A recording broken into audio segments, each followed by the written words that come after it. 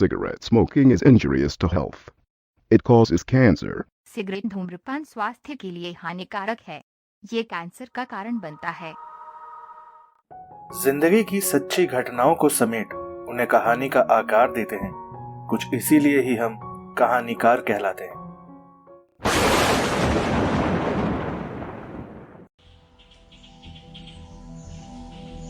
ये तब की बात है जब बुमाईबुरु के जंगलों में हमारे डिपार्टमेंट की ओर से हर तरफ सर्वे का काम करवाया जा रहा था। कचेरी से तकरीबन 9 किलोमीटर दूर था यह बुमाईबुरु का जंगल। सर्वे के काम के लिए हमारा एक अमीन रामचंद्र सिंह पिछले कुछ समय से ही वहीं रह रहा था। सुबह सुबह खबर मिली कि रामचंद्र 2-3 दिनों से अचानक पागल हो गया है। खबर मिलते ही अपने लोगों को साथ लेकर मैं वहां जा पहुंचा। बुमाईबुरु का जंगल बहुत घना नहीं है।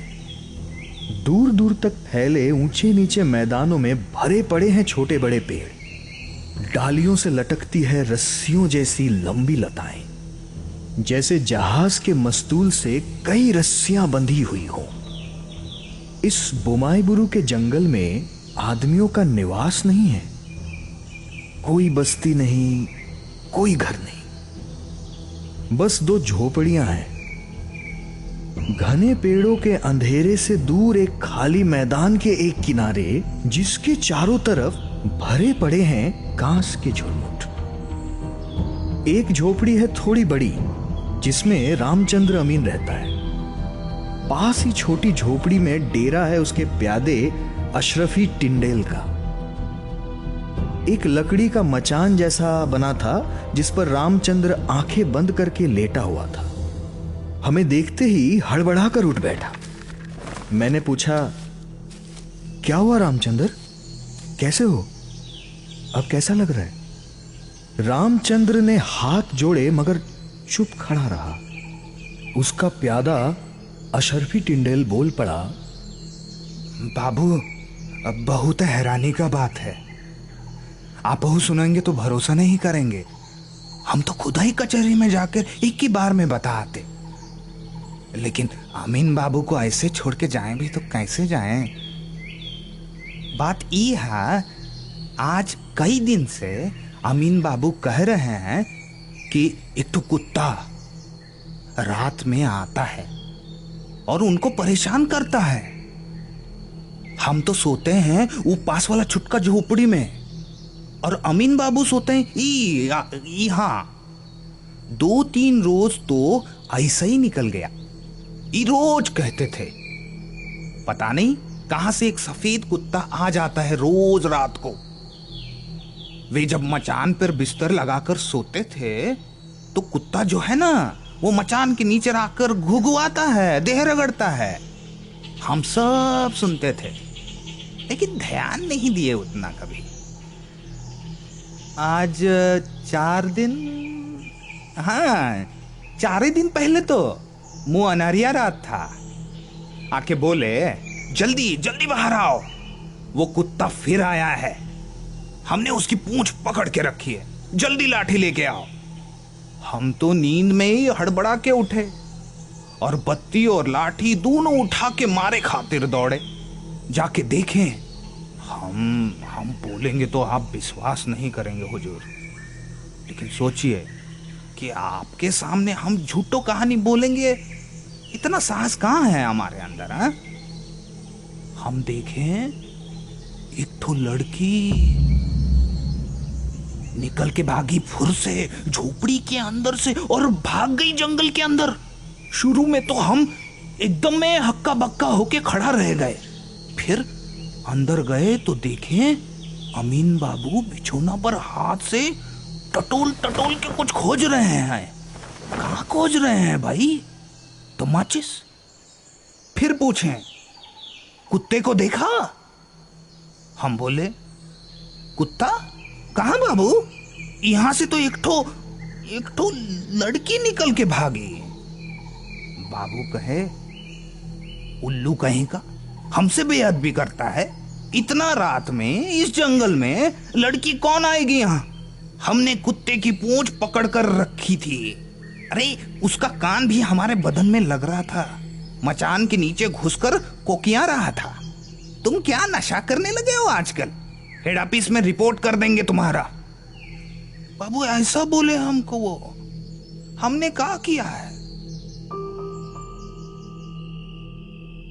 उसके अगला दिन हम पूरा रात जाग के गुजारे साहब।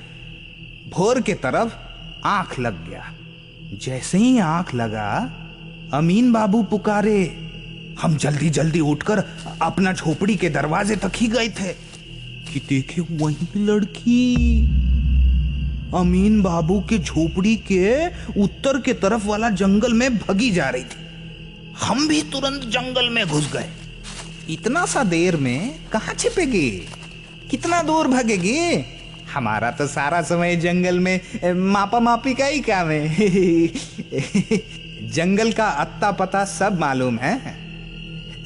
लेकिन उस लड़किया को कितना खोजे बाबू, कहीं उसका निशानो नहीं मिला। आखिर में हमको संदेह हुआ। बत्ती को नीचे करके ध्यान से देखा, कहीं भी उसका पैर का कोनो दाग नहीं, बस एक कई दाग हमारा नागराई जूता का ई दाग मिला।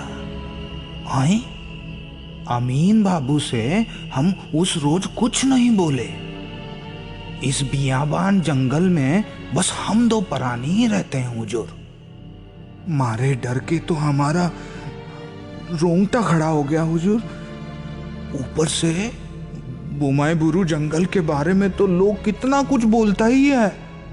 हमरे दादा भी कहते थे बुमाई बुरु के पहाड़ी के ऊपर वो वाला जो बरगद का पेड़ दिखाई देता है ना, तो एक बार हमारे वो दादा पूर्णिया हाट से लौट रहे थे, दाल बेचने गए थे।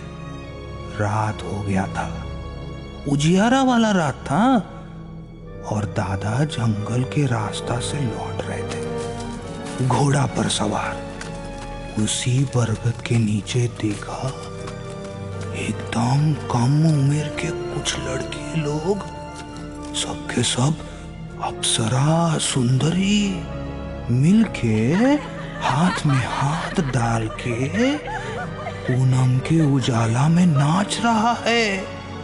इस मुल्क में उन सबको डामा बानू बुलाते हैं। जिन परी होती हैं वो लोग, सुनसान जंगल में ही रहती हैं।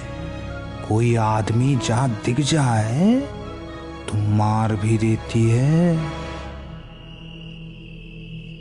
उसके बाद वाला रात हम खुद अमीन बाबू के झोपड़ी में सोए। माने सोए नहीं, जागते रहे। रात में जाग के माप जोक का सब कागज ठीक कर रहे थे।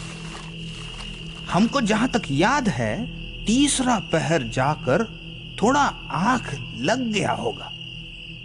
अचानक एकदम पास में किसी का आवाज सुनकर मुंह उठाकर देखें। क्या दिखा? अमीन साहब तो बिछोना पर सो रहे हैं और खटिया के नीचे पता नहीं क्या घुस रहा है। नीचे झुक के देखे तो हालत ही खराब हो गया। थोड़ा अंधेरा थोड़ा उजाला तो था ही। उसी में पहले लगा कोई जनाना है, उकड़ू करके बैठी है और हमारे वो टुकुर टुकुर देख रही है मुस्कुराते हुए। सांप देखे थे हुजूर, आपका पैर छू के बोलते हैं। उसके माथा पर पूरा काला काला केश, वो भी सांप देखे। जहां बैठ के हिसाब किताब कर रहे थे वहां से 4-5 हाथ दूर पर लालटेन था। सोचे लालटेन के उजाला में और अच्छा से देखेंगे। तो जैसे ही लालटेन के तरफ हाथ बढ़ाए, लगा एक तो जानवर था कि कोनो दूसरा प्राणी निकल के भाग गया। लालटेन का रोशनी दरवाजा पर थोड़ा तिरछा होकर पड़ रहा था। उसी में देखा हुजूर एक बड़ा सा कुत्ता हाँ साहब, कुत्ता, उसका आगे पीछे पूरा सफेद, कहीं से भी थोड़ा सा भी काला निशान नहीं। अमीन साहब जाकर बोले, कौन कौन? हम बोले, कुछ नहीं, कौन सियार कुकुर था, अंदर घुस आया था। अमीन साहब फट से पूछे, कुकुर माने कुत्ता? कैसा कुत्ता? हम समझाए, सादा कुत्ता, सफेद कुत्ता। अमीन बाबू निराश हो गए। सही देखे हो ना, सफेद था कि काला? हमने कहा, नहीं हुजूर, सफेद ही थी, मतलब था। सुबह उठकर ना जाने क्या मन में आया, खटिया के नीचे बढ़िया से देखें तो एक मुट्ठी काला केश मिला। हम रखे हैं संभाल के, एकदम जनाना लोग का केश, लेकिन आया कहां से? एकदम अनहरिया रात जैसा काला, मोर पंखी जैसा मुलायम, एक तो कुत्ता, ऊपर से ये सफेद रंग का। उसके देह पर तो ऐसा बाल नहीं होता। ये है पिछले इतवार का बात। आज 3 दिन हो गया। 3 दिन से तो अमीन साहब को एकदम पागले जैसे हो गए हैं। अब तो हमको भी डर लग रहा है हुजूर। सोच रहे हैं अब कहीं हमारी बारी तो नहीं। इसे वाक्या कहें या कोई कहानी कहें, जो भी है एकदम उलझी हुई सी है, रहस्य से भरी। बालों का वो गुच्छा अपने हाथों में लेकर भी मैं कुछ समझ नहीं पाया। औरतों के सर का बाल है, इस बारे में मुझे कोई शक नहीं था। वैसे अशरफी टिंडेल भले आदमी हैं, उन्हें किसी भी तरह के नशे की आदत नहीं है। इसकी तस्दीक आसपास के सारे लोगों ने की। इस वीराने जंगल में बने अमीन के इस तंबू से सबसे नजदीकी गांव है लबटोलिया, यहां से 10 किलोमीटर दूर। इतनी रात को लड़की आएगी तो कहां से आएगी? खास तौर पर तब जब खूंखार बाघों और जंगली सुअरों के डर से लोग शाम होते ही आना जाना बंद कर देते हैं।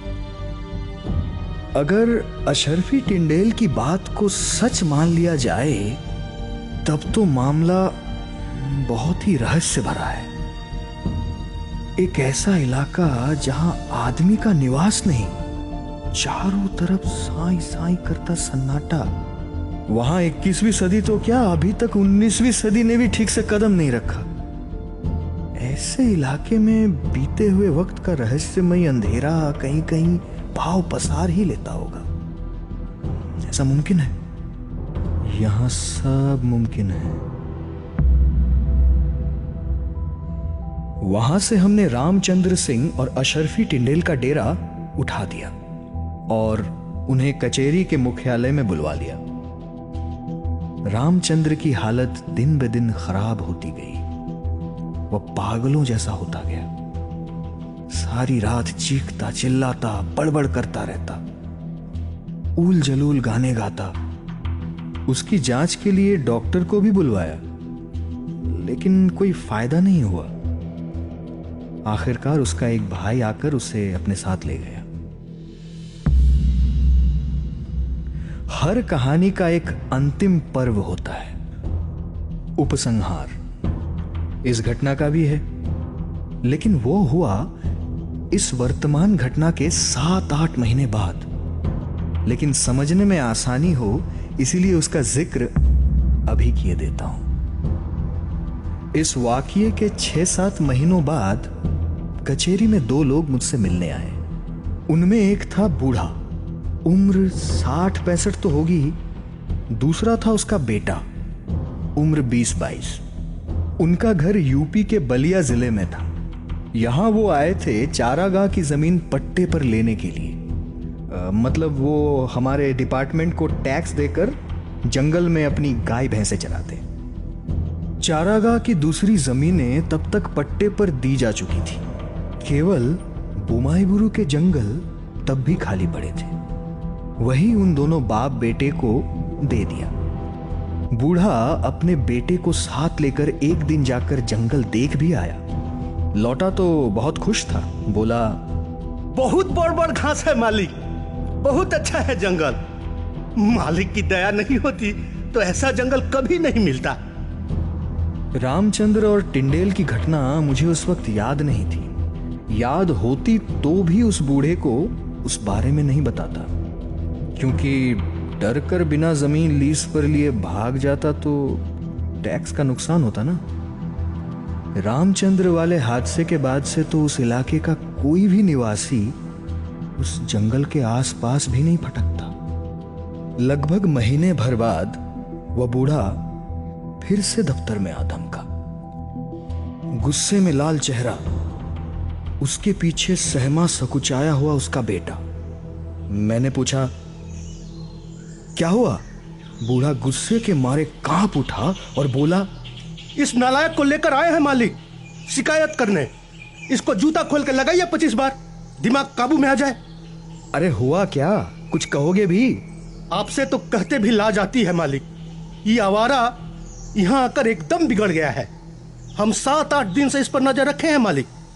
कैसे बताएं इतना शर्म वाला बात। घर से रोजे लड़की सबको निकलते देखते हैं। बताइए, एक ठो तो झुपड़िया है, वो भी ई माथा से वो माथा 8-9 हाथ होगा। सोने वाला खाली हम 2 जन, और हमारी आंख में धूल झोंकना इतना आसान काम तो है नहीं। पहले 2 दिन देखे तो पूछे, सीधा साधा समझा के पूछे। सुन के तो ऐसा नाटक किया कि लगा आसमाने से गिर गया। बोला, कहाँ, कौन, किधर? हमको तो कुछ नहीं मालूम। लेकिन जब फिर 2 दिन देख लिए तो मारे मन भर के। आंख के सामने लड़का को बिगड़ कैसे जाने दे, बोलिए। लेकिन हे मैया, उसके बाद भी क्या देखते हैं। अभी परसों रात को फिर से वही तमाशा। तब लेकर आए हैं आपके पास मालिक।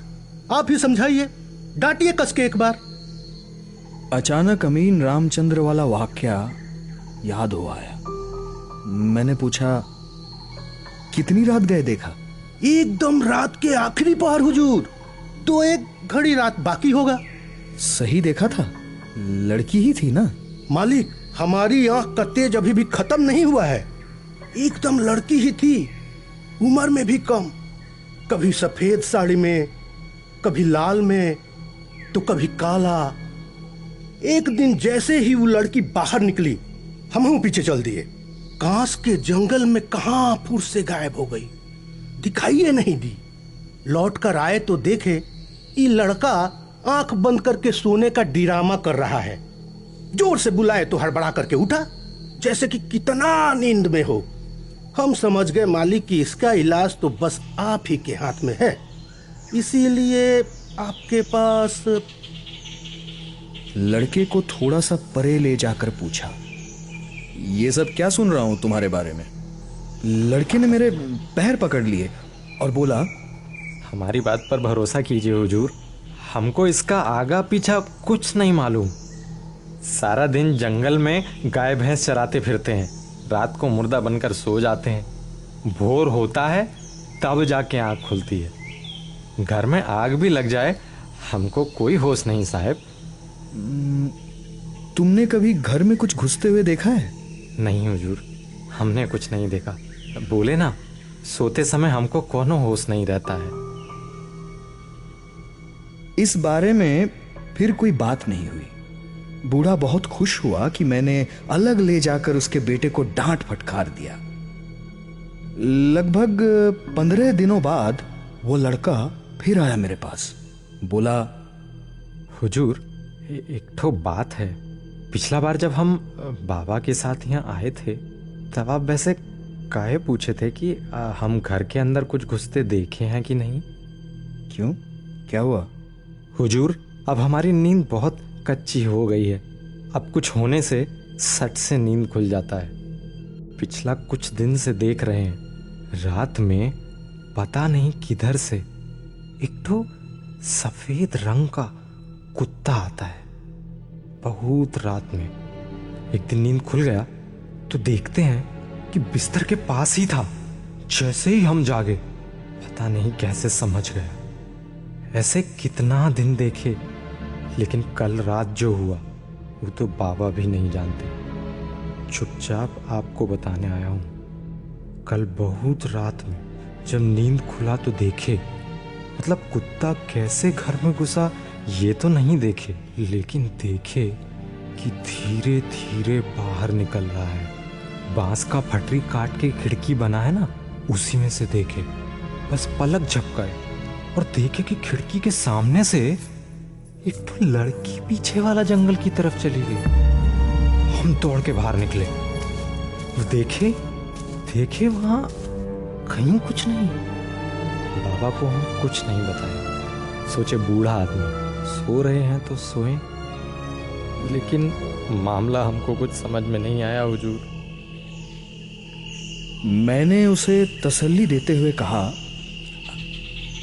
अरे कुछ नहीं, आंख से देखने में गलती होती है, दृष्टि भ्रम। अगर तुम दोनों को वहां रहने में डर लग रहा हो तो यहाँ कचहरी में भी आकर सो सकते हो। नहीं हुजूर, अच्छा हम चलते हैं। लड़का खुद को डरपोक समझकर अपने आप ही शर्मिंदा होता हुआ वहां से चला गया। लेकिन मेरी बेचैनी दूर नहीं हुई। मैंने फैसला किया कि अब कुछ हुआ तो कचहरी से 2 सिपाहियों को भेजूंगा उनके साथ सोने के लिए। तब समझ नहीं पाया था कि मामला इतना संगीन है। अचानक और किसी के कुछ समझ पाने से पहले ही वह हादसा हो गया, सिर्फ 3 दिन बाद। सुबह सुबह बिस्तर से बाहर निकला ही था कि खबर आई बोमाईबुरु के जंगल में उस बूढ़े का लड़का मर गया। घोड़े निकलवाए गए, हम तुरंत रवाना हुए। जाकर देखा वह दोनों जिस घर में रहते थे उसके पीछे कांस और चीड़ के पेड़ों का जंगल था। वहीं उस लड़के की लाश तब भी पड़ी हुई थी। चेहरे पर छाए थे भयानक डर और दहशत के निशान। पता नहीं क्या ऐसा डरावना देख लिया था उसने कि इस तरह आतंकित होकर उसकी जान चली गई। बूढ़े से सुना, मालिक, रात खत्म होने से थोड़ा पहले उसे बिस्तर पर नहीं देखा तो एक लालटेन लेकर उसे खोजने निकल पड़ा, लेकिन सुबह होने से पहले उसका कोई पता ही नहीं चला। मालिक, हमको लगता है शायद सोते से उठकर किसी का पीछे पीछे जंगल तक चला गया होगा, क्योंकि लाश के पास ही उसकी लाठी और लालटेन पड़ी हुई मिली थी। मालिक, किस चीज के पीछे वो जंगल में घुसा था ये बता पाना मुश्किल है। जंगल की नरम बलुई मिट्टी पर उस लड़के के पैरों के निशान के अलावा और किसी के निशान नहीं थे, ना जानवर ना इंसान। लाश पर किसी तरह के चोट के निशान भी नहीं थे। बोमाईबुरु जंगल में हुए इस हादसे का कोई सुराग नहीं मिल पाया। पुलिस भी आई और खाली हाथ वापस चली गई। लेकिन लोगों के मन में इस हादसे के कारण ऐसी दहशत बैठी कि वे शाम होने से बहुत पहले ही इधर का रुख करना बंद कर देते थे। कितने दिन तो ऐसा होता था कि कचहरी में अपने कमरे में अकेले अकेले लेटे हुए बाहर की दुधिया सफेद, उदास, सुनसान पूनम की उजली रात को देखकर भी एक अनजाना सा डर अंदर तक कपकपी पैदा कर जाता था। मन करता था कि कलकत्ते भाग जाऊं, ये जगह अच्छी नहीं है। इस चांदनी की फितरत परी कथाओं की उस राक्षसी की तरह है जो तुमको गुमराह कर, सम्मोहित कर तुम्हारी जान ले लेती है।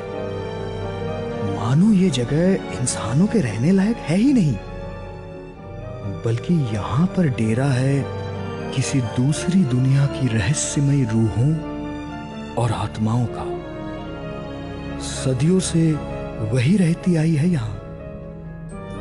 उनकी इस छिपी हुई और निजी दुनिया में अचानक आदमजाद का बिन बुलाए चले आना उन्हें पसंद नहीं आता। मौका मिलते ही बदला लेने से वह चूकेंगी नहीं।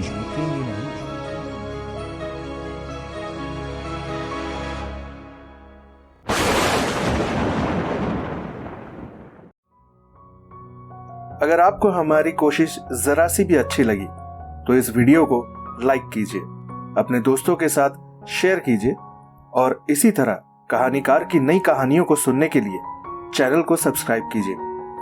सब्सक्राइब करने के बाद बेल आइकन को प्रेस करके नोटिफिकेशन को ऑल पे कर लीजिएगा ताकि हमारी नई कोशिशें सीधे आप तक पहुंच सकें। आप हमें हमारे फेसबुक पेज पे भी फॉलो कर सकते हैं, लिंक डिस्क्रिप्शन में है।